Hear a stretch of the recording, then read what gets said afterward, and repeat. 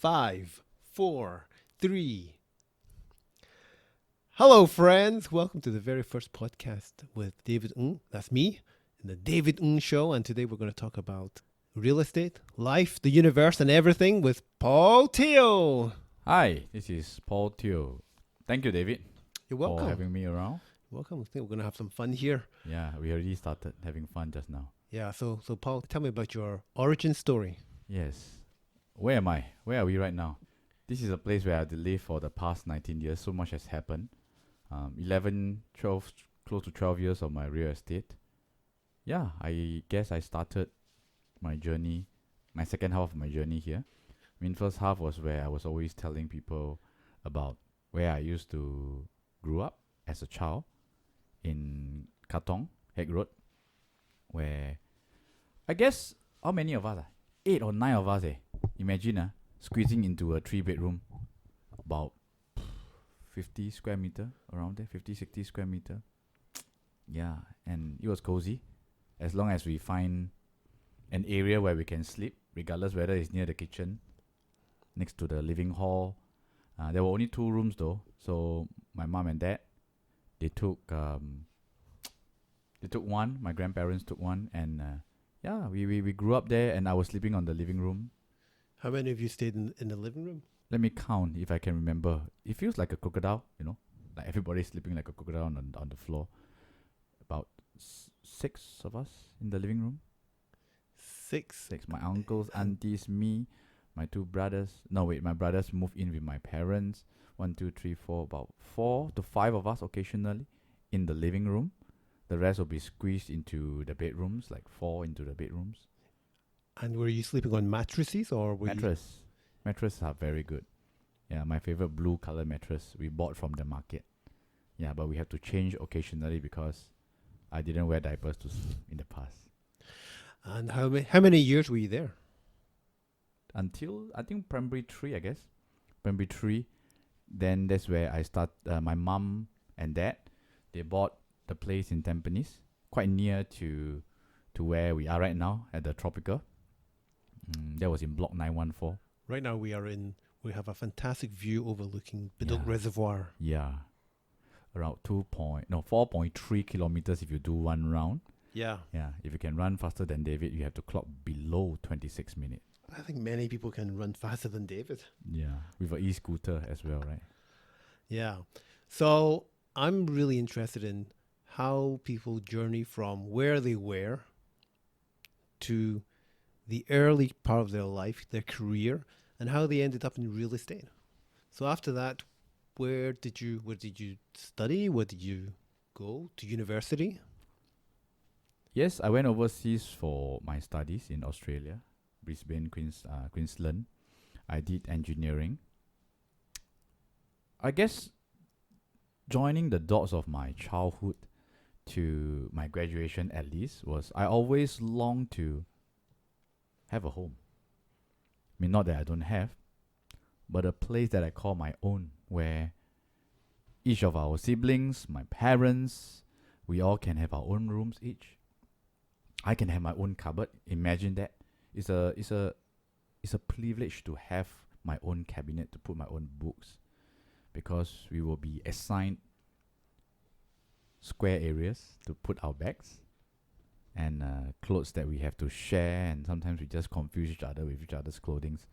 So moving to university, which is a big part of my life, because I had my first room when I was overseas doing my university. So that gave me a kind of ownership, which was nice. But it was expensive to be renting places overseas.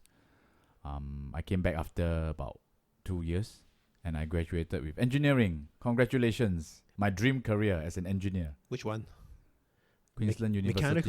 Mechanical? Mechatronics. Yeah. That must have been in the 90s. Yes, somewhere in the 90s. I'm still very young though. So Yeah. somewhere in the 90s. I did mechatronics because there's a lot of future prospect in engineering. No, not really, because I couldn't decide between electrical or mechanical, so I just do both. Yeah. Mechatronics. That was a hot new topic in the 90s when mechatronics came out, mechanical Yep. engineering plus electrical. Yep. and you kind of become neither an expert, neither here nor there.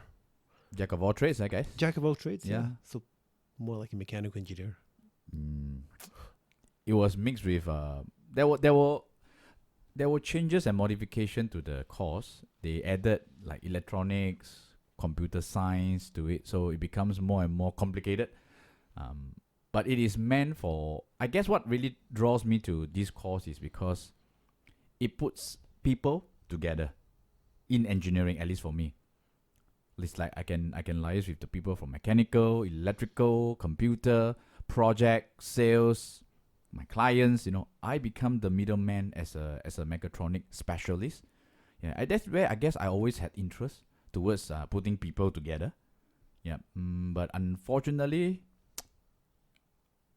engineering wasn't really my top choice. I got it because that was what I could go in, and I guess many Singaporeans can relate. That happened to me. I did a course similar to mechatronics as well. Congrats. So which year was that? I think the 98 I finished my diploma, and as a typical Singaporean journey, I go through 2.5 years of national service and multiple heartbreaks and breakups during my NS. Then I go overseas to review my life to see what's the purpose of my career while pursuing mechatronics. So yeah, that was about year 2000, 2003. I came back about there. Right. Yeah. And when you came back, did you get a job as an engineer? Yes, I did. I feel obligated though, because my mom and dad, they paid a lot for my expenses overseas. I remember clearly that time the exchange rate was still not at 1, but it was like 0.96 or 97 from Sing to AUD. But the expenses, the accommodation was very expensive, probably about 2,000 plus or 2,000 Australian dollars every month, which wasn't really worth it. But that's all I could get, because staying in the hostel, that small room itself reminds me of my old house, which is also packed, all the books, everything, and it's stuffy. Which, yeah, I wanted space. So me and my friend, we took a bigger apartment. So yeah, that was very nice. But it was expensive. Then I came back. I had to quickly find a job. I sent resumes. I went to door knock at engineering industries, industrial parks, just to get a job. And yeah, I was offered a job within 2 weeks after graduating, coming back to Singapore. Just want to pay back my mom and dad. Right. So you were an engineer. I'm still an engineer. I still have my certificate somewhere. Yeah, I'm still an engineer, and I believe my engineering background has strengthened me. Yep. In terms of the discipline and my systematic approach towards building my real estate business today. I completely agree. So, how many years did you practice as an engineer? This question is very interesting, because when I share that with a lot of my clients were like, they paused and they were trying to mentally do the maths. I don't look my age, so I guess they couldn't put the maths together. Close to 7 years as an engineer, close to 12 years as a real estate professional.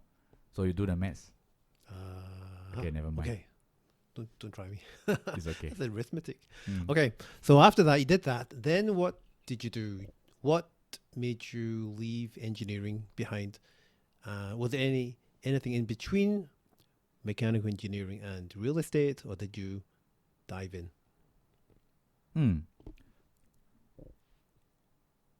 I remember I was being interviewed by my engineering boss. He's a very kind-hearted and generous German.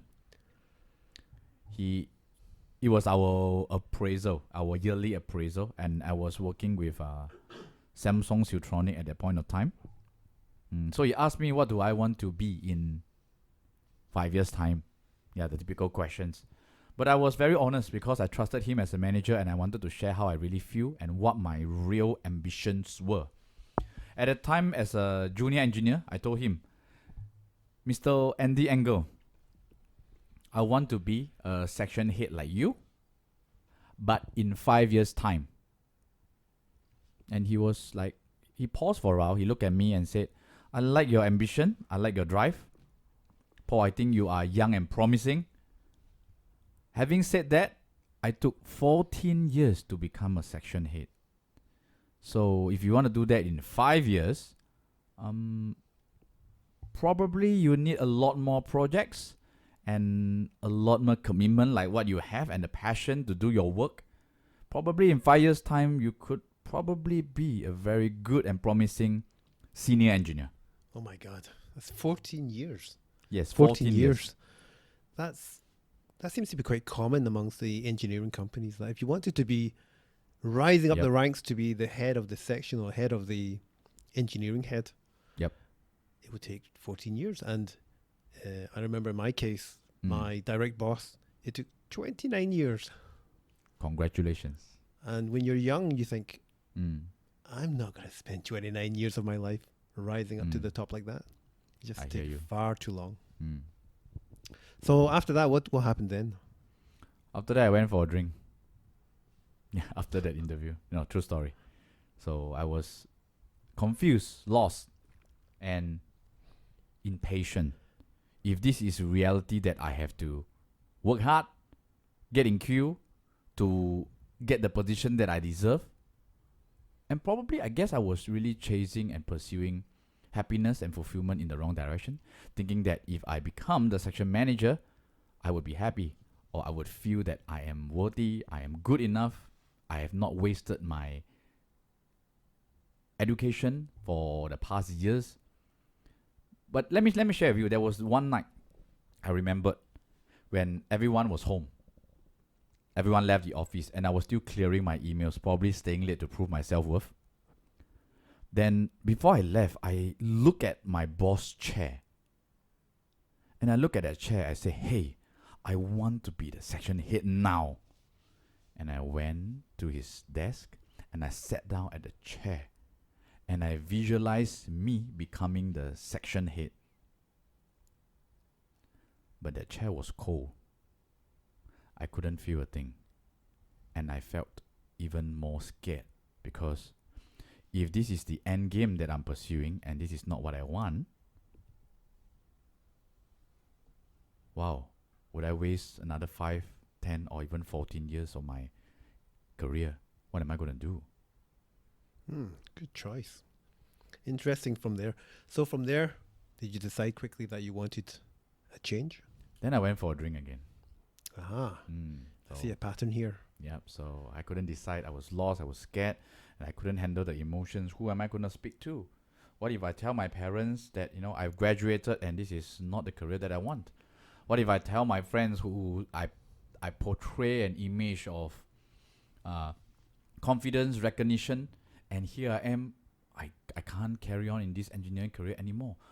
How am I going to face myself and the people around me? So I'm confused and I'm lost.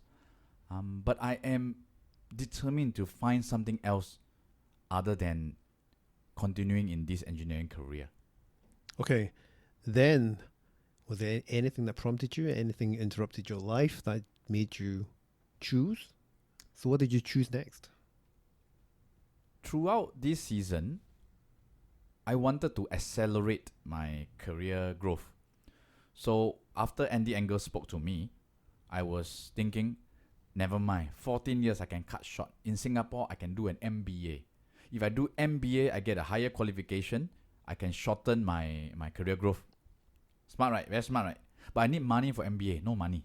So I decided to do part-time something. And I opened up the newspaper and I saw this company employing for part-time salesperson.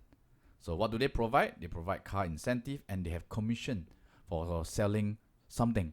So I called up the company. They said they are doing real estate. They're selling properties. So I went to interview and I got the job. And I was already doing part-time, driving around as a show person. Yeah, part-time show person to show clients, houses. And yeah, I kind of like what I do then. But it was only a part-time job for me to get money to fuel my MBA studies. And they were willing to pay you a salary? They gave me approximate about $800 transport allowance. And they gave me a commission of 0.1, which Mm. the hiring manager then told me, look, Paul, if you sell a property that's 2 million, you get 2,000. Isn't that amazing? Then I'm like, okay, 2,000 plus 800, 2,008.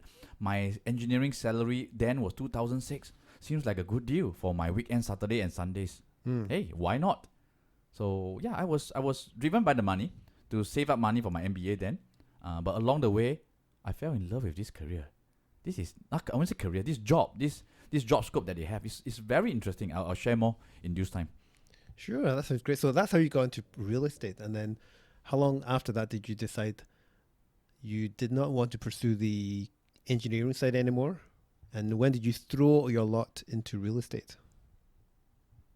After that interview and the experience sitting down at the co-chair, my heart has already decided. I think a lot of people out there can relate that moment when I can't see a future in my career decision. At the same time, the fear that I have keeps pulling me back and tell me it's okay, stay in comfort. And an unknown pain is better than, a known pain is better than an unknown future. Stay where you are, it's okay. Slog, work hard, it's okay. Do your MBA as what you wanted. But I wasn't happy. But I was looking forward at the time. I think there was this transition that I was more looking forward to the weekends, not to party, also to party, to do my work as the real estate show person. Mm. Yeah, I was very excited. Like Saturday comes, I was like on Wednesday, on Thursday, I was preparing my list of clients who to meet. I was studying the house. I was even driving around when I had free time to see some of the houses that were around in this area. And like, I'm there's so much thing to prepare, for the weekend. And when I meet the clients, there was so much enthusiasm and passion to just help them connect with the right property. Right. So straight away, I can feel that you do have this passion for real estate. I think so. I don't think you had that passion for your engineering side. Engineering was good. I mean, yeah, it was good. Different, right? Different kind of good. So did you think of the engineering side you had a job or a career? Definitely a job. There is a career. If I'm really meant for this industry or this path, for me, it takes a lot of honesty to really know what I really like, what I really want, and what my weaknesses and strengths are. I guess for me, in the past, I'm very grateful, by the way, for my engineering qualification and my engineering career background, which brings me to where I am today. Having said that, I feel there's always a struggle and balance between what the society or what my parents expect of me versus who I truly want to become. So that was always a balance. But today, I guess it's very clear that I'm grateful for my engineering, but I love my real estate much more than I can say. Much more. I can see it. So there you are. You're doing part-time. And then quite common is that people start doing their real estate. Maybe they get lucky. Mm-hmm. Maybe they get in, then they jump in, and then quite common people find themselves getting lost or don't know where to start, what to do, how to do this, how to do that. So along the way, did you have anybody to guide you, to help you, and did you ever fall into that lostness? If there's such a word. Lostness. Yeah, I was lost 1 week ago after being close to 12 years in real estate. I guess it's more of I speak from my own experience, it's more of my internal struggle from time to time. And especially when I'm not spending time with my colleagues, my friends in real estate, there will be this sense of isolation that I feel that others are doing well, that I'm not doing as much as they should be doing. There's a sense of compare, fear, jealousy. So which is very common. It is very, very common, even for a salesperson like me. And I don't know about those managers. I'm a manager as well, as I have a team. But I believe that every one of us go through this season and periods of loss, and it is important for me to reach out to talk to people, to stay connected, and the office environment is very good for me to get out of myself. Let's say get out of myself. This spiral that start to think about would it be better if I'm an engineer today? Probably I'll become a section head, although I don't like it. Yeah, but at least I got CPF. At least I got dental benefits. At least I don't have to fear about when is the next paycheck or commission coming in. Yeah. Yeah, that's the biggest benefit of getting a job, is to have that steady paycheck. Yes. But then again, you get to a certain age in life where they start retrenching, restructuring, and there's all that ambiguity of your position. So let's say there are, you have a team. How big's your team? 7 of us. We are very close. 4 of them, I am very proud of them. In fact, I drew a lot of experience from the top 4 of them, which they are in their later years of life. And I like it when they are still so humble and so driven and hungry to learn. And at the same time, they have so much wisdom of life to share with me as well. So I think the benefits of being a manager, to have a close team, is also to learn from them and also learn about myself. Yeah, so we are very close. I can say we are very close. So let's tackle this point of being lost, right? So in terms of being lost, your own experience and of the new agents coming up, how would you identify that they're lost, or do they recognize that they are, or are they open to say that they are lost, and how do you help them get their act together? This is a topic that I commonly from time to time struggle with. What I feel that it doesn't drains me from chasing people who are not ready. Yep.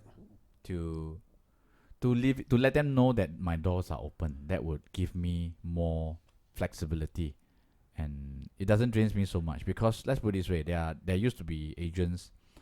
I used to lead a bigger team, from my previous agency. I guess there wasn't wisdom for me to continue to guide them. Some of them left the industry.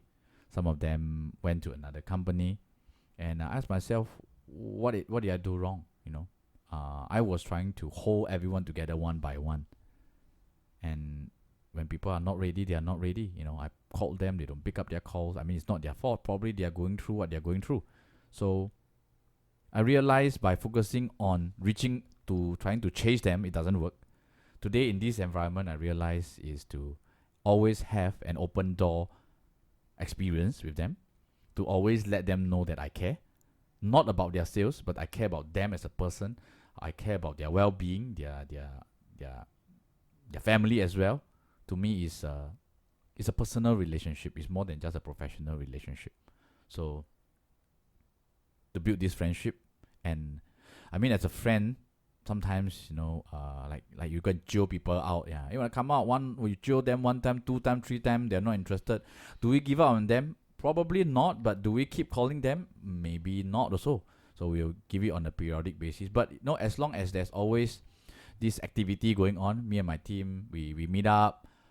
We have lunch, we have gatherings, we have activities, we have bondings. As long as there's always ongoing activities, and to always keep them in mind, I believe when they are ready, they will just join in. I see. So let's ask you, what is your current focus? What is your team's focus? Go for bootcamp. I think that's very important. I personally benefit a lot from the bootcamp, and I went twice for the bootcamp. So David, I also encourage you to go twice for the bootcamp. I went for the leadership bootcamp twice. I think I went there 2 or 3 times already. Awesome. Let me catch up. So the bootcamp is good because in terms of, if I teach the agents what to do, I mean, a lot of them already know what to do. The bootcamp helped me to realign what's really important for me to pursue in this career. Yeah, I think that's very important. Was that the question? I lost. I think the boot camp would be very good, follow through for the people who are lost, Yeah. right? To go to boot camp. Yeah, I 'Cause was my- lost when I went to the boot camp. I was My, very my, lost. my experience coming to Blue Company is that Mm. PropNext, Mm. that the boot camp was was an eye opener. Yeah. Very eye-opening, definitely. It was definitely not what I expected. Intense, huh? Intense. Yeah. It was something which was internal, Yes. Internal. just challenging your own mindset, Mm. and that really opened me up. I remember I met you there. Yep. That's what Yeah. And that's where we crossed eye and we fell in love, right? well, that's when you Okay, you keep sorry. telling me that I elbow you in the Yeah, I still remember ribs my of the my, face. my ears still. Okay, never mind. We'll take it Yeah. offline. Yeah, I apologize.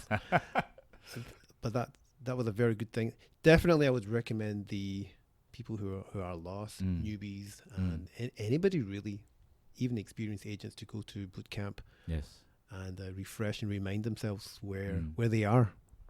Yes. My other question was, Mm. what is your focus in terms of your real estate business? I know that you're very active in the landed area. Yes. I started off in the landed segment, and as I grew, my resale clients in condo grew as well, and a lot of them over the years they matured with me in terms of their portfolio and their age. So our team, we want to help them diversify their different needs because some of them are nearing their stage of legacy planning. That's where landed properties over long time will be one of the strong capital protection for them. And also over time their children who has grown up, they also see a need to own new private properties. Yep. Okay. New private properties, and some of them they have a passion for resale condo, which we also do. However, not only doing that, we like one of these client which we did was we shortlisted a few resale properties within the area and allow them to compare the new launches. So after careful planning and also calculation, I think the question is the question is we always have to listen very intently with intention. What do the client really want? That is most important, because today I always tell my agents, okay, it's not the product that you do, it is the client that you focus on. Right. The people above property. That's my tagline all the time. The property has no meaning. It's the people that you focus on. Once you understand their inner needs, then the product comes in handy. So I always, this is the tagline. People above property. I always believe, and my whole team stands by that, and I'm doing my best to cultivate that to them as well. Very good. So, are you active in the which is what we call the geographical target area? Where's your GTA? I started in the east because it's near my house. Hmm. I guess a lot of agents can relate. So Yes. I can save petrol. I can be around this area. I've got viewing that I can be there in 10 minutes. Usually it's because of my own convenience. And over the years, I realized a lot of my transactions were done in the west. Interesting. In the east. Yeah, so why? I don't know. Follows the client, and eventually their needs will be bigger than my convenience. Yeah, sounds big lah, but yeah, sometimes it's inevitable. The client needs are more important, because today, like this season, the recent $8.6 million land that I transacted in the Hillview region, and our CEO Mama Ismail was asking me this question at the award conference. He's like, "So Paul, what's so good about Hillview?" And my answer was, because it's in the west. I have no idea what's so good about the location, but my clients love it. They bought it, and that's where then we slowly begin to study the benefits of the location. So, Paul, Yeah. I remember talking to you once, and you said that you used to have a big team, and you were very successful with that big team. Yep. And then that big team disappeared under you. Yeah. And then, so what happened? What happened then, and what happened to you personally that made you become a different manager? There were a few top rookies from my team. At that point of time, back in 2000, I think 13, I started my team building, and we grow steadily. And Paul Teo division, we had 17 people, which was a healthy number. Some top rookies came from my team, and some of the agents consistently continued to produce, but they left one by one. And I was trying to chase, as said in the earlier conversation, I was trying to chase them. I think I take full responsibility for what happened, because I didn't create the kind of environment and culture for them to grow among themselves. I was always thinking from the space that I am the one to hold everyone together.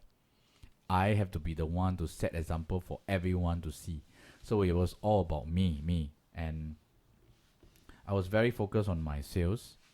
And only when I had time, I would go and find them to ask them how are they doing their sales. So it's not when they are, when they need me, they can find me. But it was more of when I'm available, then you can find me. So the priority wasn't right.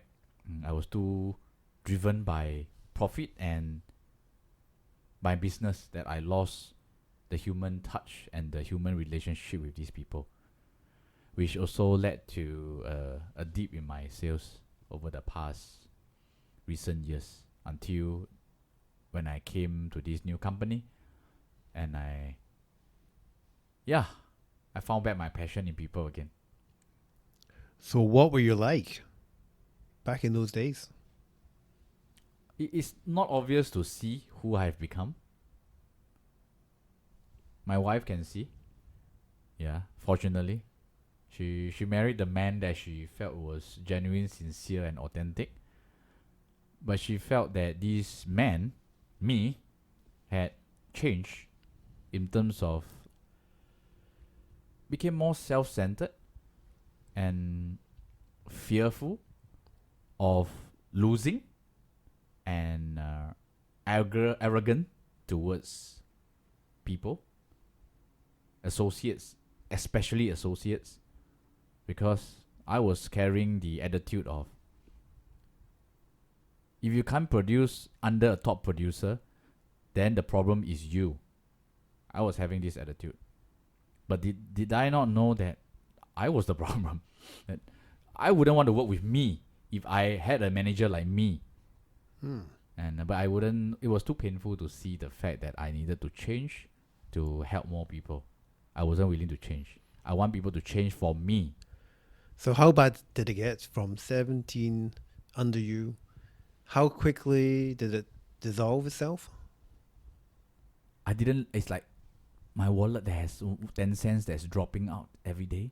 I can't see it. It's not like I lost things significantly over a period, like overnight suddenly Rome was built. No, it's like day by day over season, people start leaving one by one, and I couldn't see it. And I thought, what's happening to these people? That was my thought. And yeah, thankful for my wife and some good friends who reminded me to face reality. Yeah, face reality that do I still care for the people around me rather than caring for myself. So in the end, how many were left? 4 were left. Are they still with you? Yep. They came over. I don't know what I do to deserve them. But I guess there's trust. There's trust. And I told them I think we deserve a better environment. I want a new environment. And I think it's important to really have this new environment for those who are serious and committed to grow in their business. Yeah, okay. So why do you think these 4 people stayed with you? What if you were arrogant and you weren't the best manager and you were a tough cookie to play with? So why would they stay with you? These were agents who joined me in the earlier days. I guess they saw a different side of me that was sincere, genuine and authentic, like what my wife said. Yeah, probably I think there's this side of me that was clouded by my arrogance over the years, which they still saw. And yeah, I guess sometimes in friendship, we all deserve a second chance, don't we? Yeah, I mean, to deserve a second chance in real estate as a manager is quite a significant thing, because people entrust you with their careers and making money ability, and that money brings food back to the table. Yes. So to this day, what made you become the person you are? Because you seem to be quite a humble person. You don't seem to have that arrogance anymore, although sometimes you can play it up. Mm. But you don't have that. Well, you're more approachable, I would say, as a person these days. I met you 1 year ago, so you were pretty much similar then as you are now. Yep. So what made you become the person you are today? I really hope that people don't have to lose in order to learn. But sometimes, at least for me, that's how my life was. When I lost, then I learned. I think the painful part was not only the associates leaving, other than my bank account depleting. It was the words, it was the eyes from my loved ones that look at me and tell me that I cannot be trusted. And that was scary, because trust is such an important virtue in our industry. I won't say in our industry. In humanity, trust. Without trust, how can I even trust myself to wake up the next day to even carry on the rest of my life? Trust is so important, and I lost that trust with myself and with especially the people around me. So it was terrifying. I wanted to find meaning back, and the closest I could find myself back was my career. Career was I don't speak for every man, but I believe as a lot of men draw their confidence from their career. As a sole provider who brings the bread home, career is somewhere I can feel broken, but at the same time is where I can rebuild myself again. Yeah, so that is where I decided to change a new environment, and to really give permission to those around me to give me constructive and honest feedback of how I can really do better. So because I feel this sometimes people that we are too familiar, it's not easy to tell them the truth of what they need to hear. At least for me, people I don't care so much about, I usually wouldn't tell them the truth. It's like, all right, you're good, you're fine, it's okay.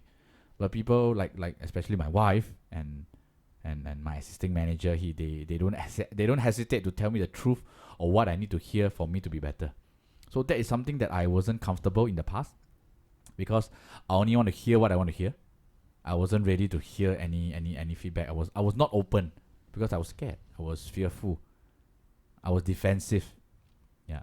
So yeah, I hope people can learn from other people's experience.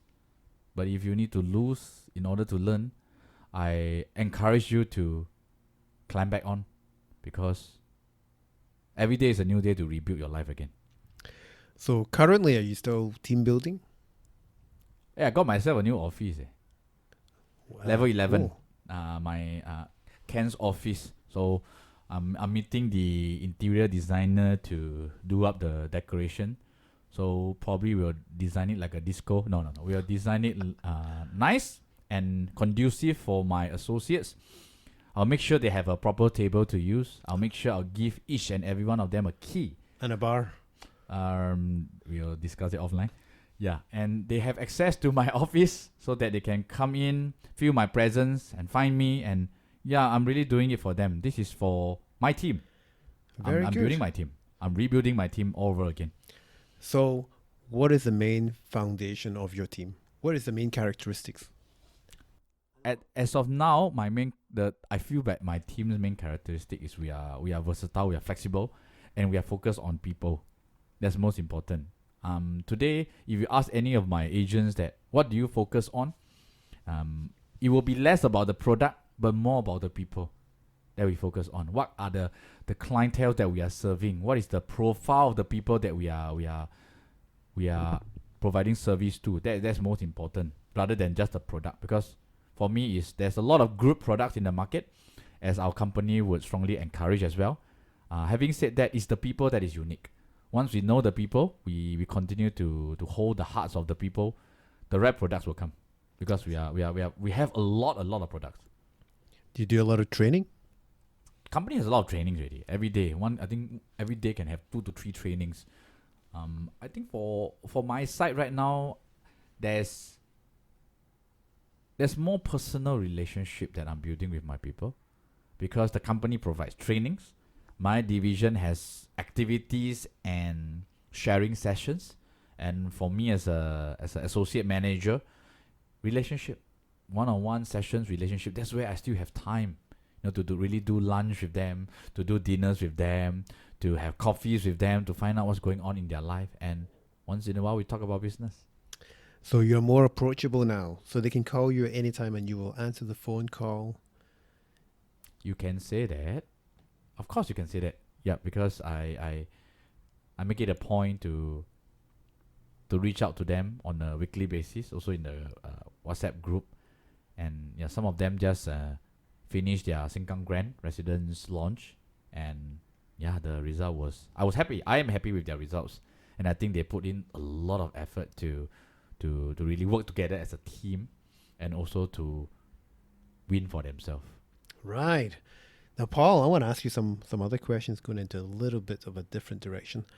Let's talk about your, what kind of stuff do you do? What are your hobbies? Viewings, meeting associates. No. I go gym. I go to the gym. I like to go to the gym. How many times a week? 1 to twice. I'll do it at least once a week. For the past 7 years, almost without fail, I've been hitting the gym once a week. Right. Yeah, I guess it's not a matter of how many times do you visit the gym, but how many years have you been going to the gym consistently every week? To me, that's very important, because this is a part of my life.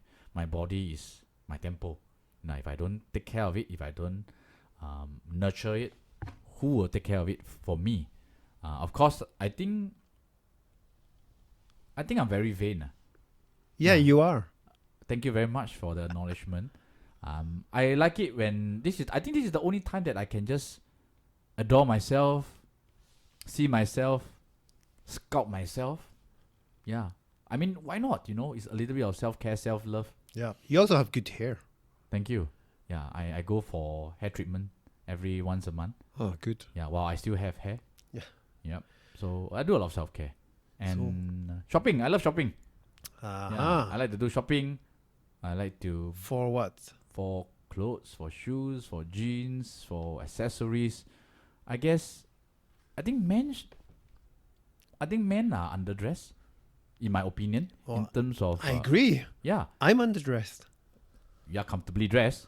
You see, in my former line of work as an engineer, I feel like, people don't dress up. People seldom greet each other good morning. People immediately just log into their computer, check their emails of things that needs to be done. And when we go for lunch, it's very obvious at the food court. You can see those who are dressed like an engineer and those who are not.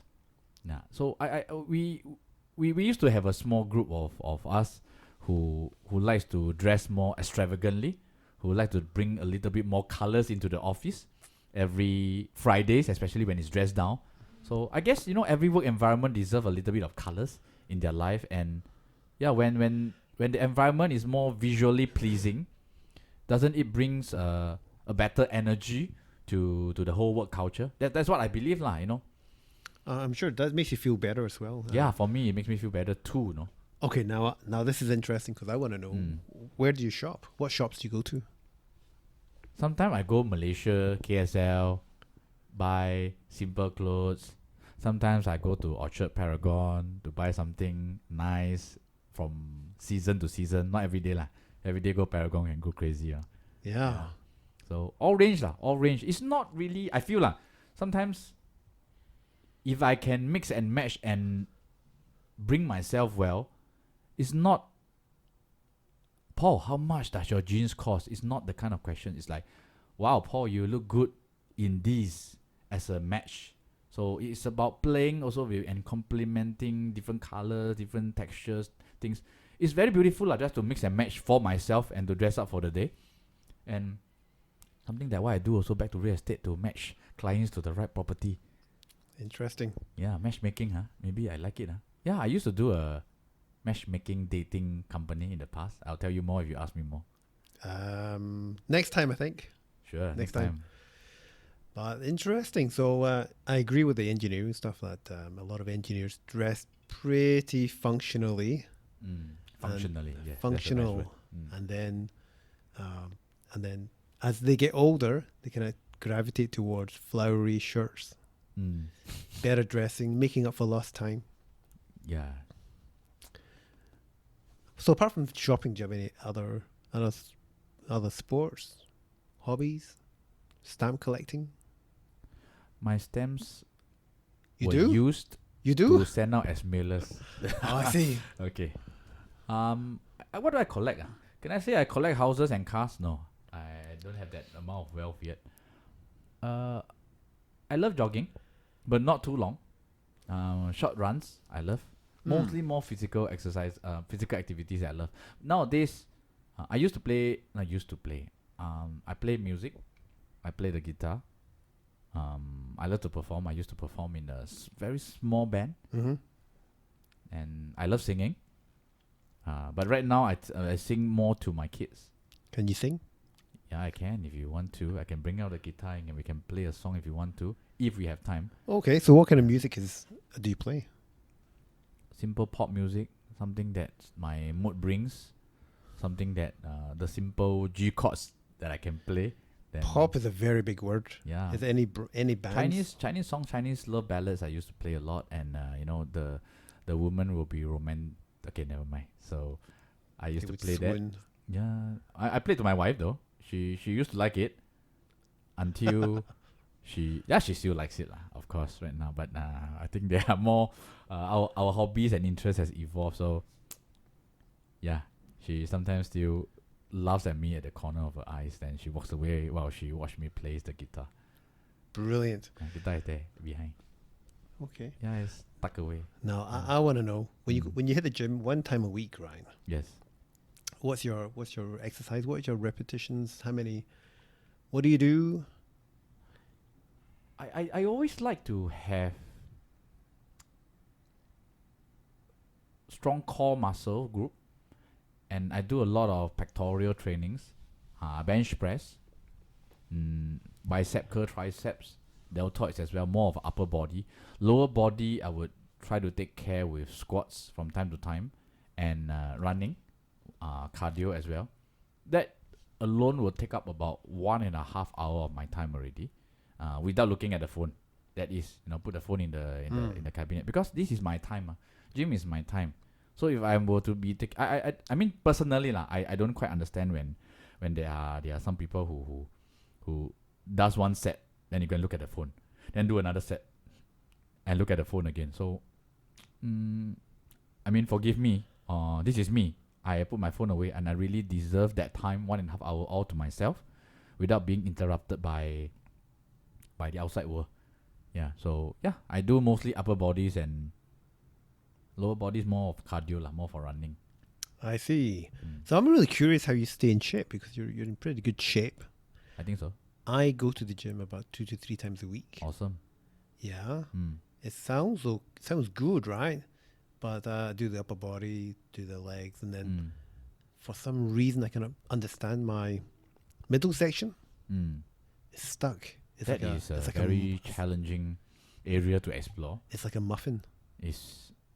I think Singapore, we are spoiled by choices of. Oh, there's this saying I read in the morning. It says, the biceps, the muscles are made in the gym, the abs are made in the kitchen. So we have to be very careful what we eat. Yeah. When we say diet, I think a lot of people have this perception of, diet means I must eat vegetables and plants. No, diet means what you eat. Just be mindful of what I eat. So if, for example, if I go to a buffet, which is usually about 1,000 calories, then I'll make it a point to burn that 1,000 calories within a few days or the most within that week. So averagely for men about my age, close to 40, takes about 1,009 calories per day to burn. So imagine per meal is about 600 calories for one bowl of mee pok. Right. Chicken rice 650. So how much you eat, how much you burn. So you have to just do the maths. There's this fitness app that I use. Then you calculate the number of calories that I eat. What's it called? Fitness app. I think is, don't know what name lah. Still there. Wait. MyFitnessPal. Right. That'll tell you how many calories you're eating.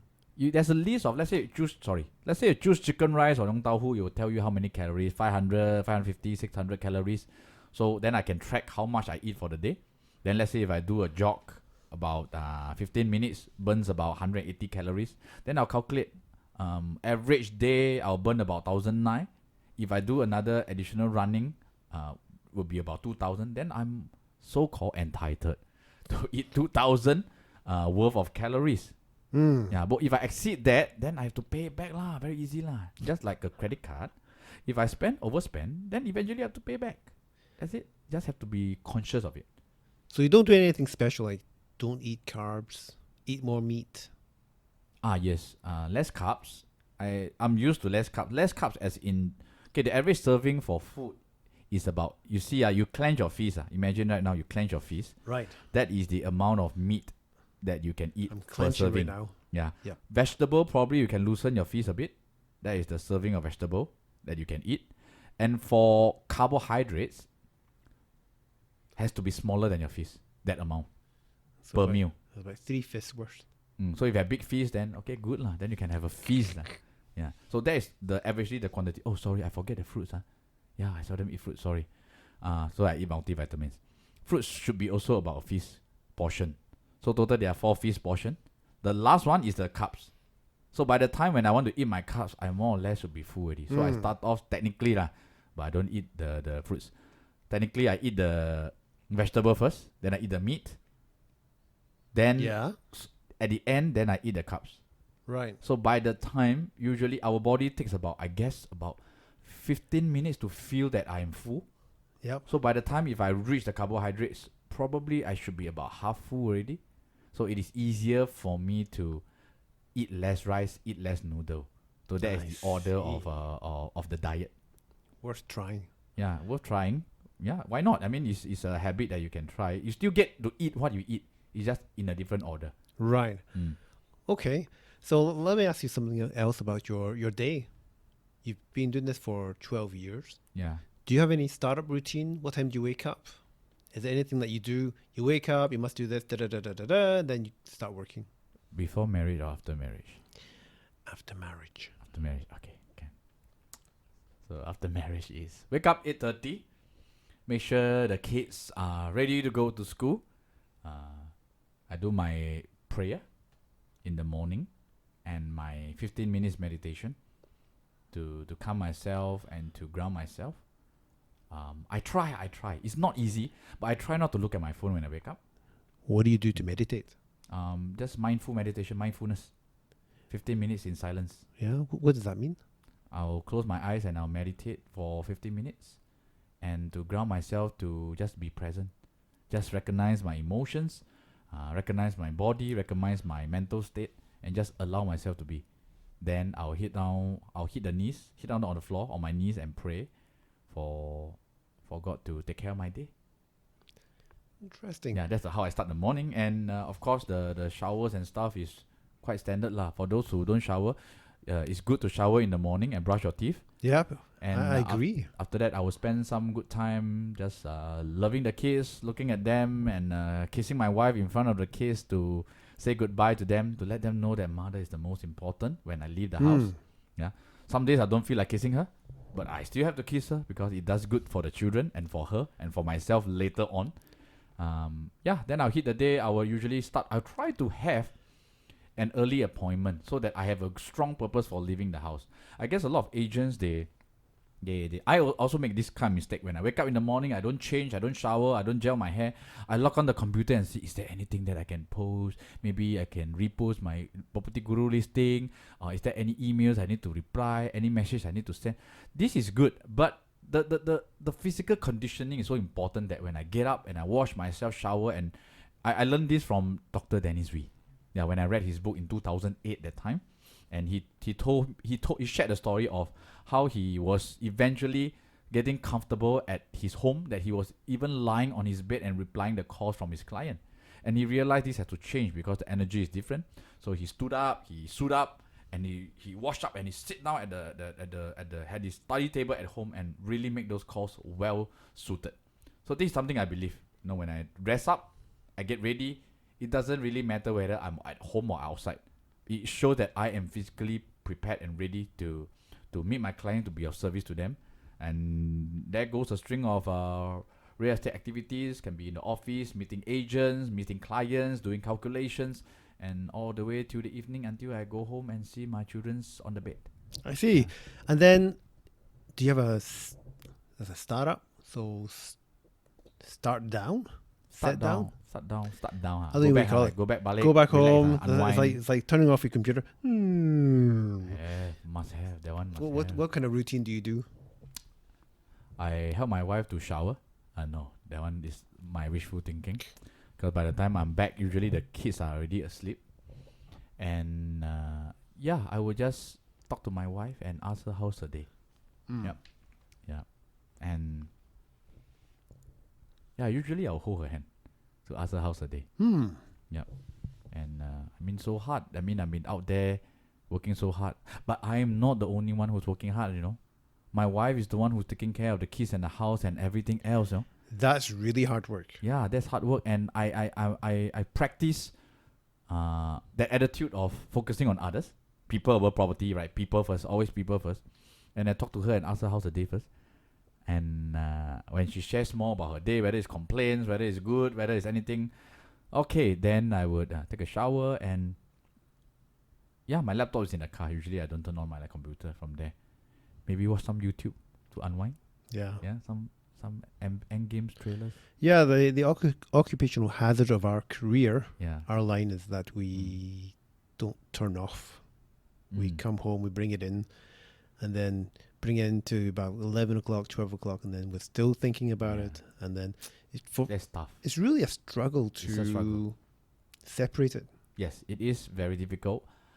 Hence, I make calls. I make some calls to some of my committee. Some of them, I'm volunteering in a recovery community as well. So I spend a lot of time to talk to them on the phone. And what is that? Addiction recovery.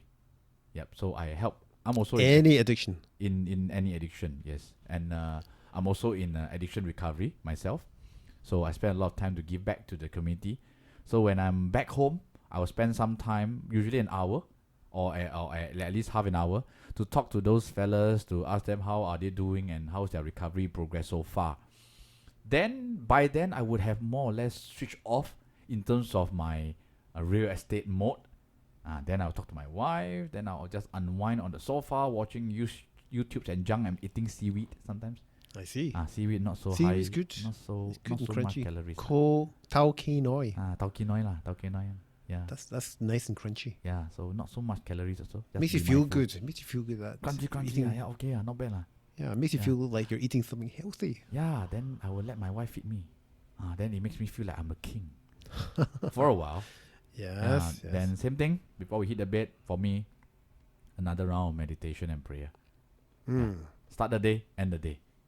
Yeah, start the day with prayer and end in prayer. Yes. Usually at night is more of a gratitude prayer of gratitude that I have. Thank you for the day. And thank you for keeping my family safe. Continue to keep my family safe and watch over my sleep and the sleep of my family. So you think now at your stage in life now that you have got your, how would I say, the construction of your life is in good order? Hell no. I don't think so. The mind is always a tricky thing. The actions are in order. The routines are in order. The schedules are in order. But the mind for me is always very tricky. It keeps deviating from the purpose and the intent and the task. Yeah, it keeps deviating. The emotions that keep running wild sometimes by meeting clients, especially with people. I guess for me in the people business is I get a lot of opportunities to influence people. At the same time, I get influenced by people. Yeah, which is the exciting part sometimes. I don't know when I'm going to go out there to be influenced or be influenced. Yeah, did I say? Influence or be influenced. Yeah, so it's always like an adventure on a daily basis. But I have to keep reminding myself that I have a task, I have a role. Today I'm wearing the hat of a real estate professional. It is still my duty to guide these people to make a real estate decision. End of the day, the friendship is good, but I still have a task. I cannot be pulled in too much into their life story. And yeah, I have a task to be a catalyst. So I think the tough part I don't speak for everyone, but I hope people can relate. The tough part is managing these emotions. I know I have things to do. I know what is the right thing to do. I know I should be doing more of it. I should be doing door knock, telemarketing, roadshow. I should be calling my agents. I should be calling my clients. I should. But what is really stopping me from time to time are the emotions, the negative emotions. Don't call, it's too late. Maybe call later. Or, maybe you should do the website, design your website first. Maybe you should go on Facebook and get any inspiration. And all these thoughts are usually unproductive. Yeah, so I think everyone, especially agents, should have a routine and schedule to manage their emotions from time to time. Right. How do you manage your fear? Fear. I have the Lord lah. I have the Lord to guide me and keep me safe. So my fears, as long as I turn them over and surrender to them, I guess they'll be taken care of. Yeah, my faith takes care of my fears. Just took a photo. Yeah, nice. Okay, now I want to ask you something else. There's some rapid fire questions. Can. Just answer the first thing that comes to your brain. Can. Name. Too slow. Name. My name, Paul. Age. 39. Shoe size. 10. Favorite film. Kill Bill. Favorite color. Green. Height. 175. Weight. Today. 70. Waist size. 31. Where'd you cut your hair? Tampines. Snip Avenue. Do you use hairspray? Yes. Gatsby. Gel? Hair wax. Coloring? A little bit of black coloring. Right. Okay. Nice. Okay, thank you very much. I think we'll just wrap this up and we'll go for lunch. Hungry. All right. Thank you, Paul. Thank you, David. I will chat again. All right. Take care, man. Future. See you guys soon. Okay. Bye-bye. Bye.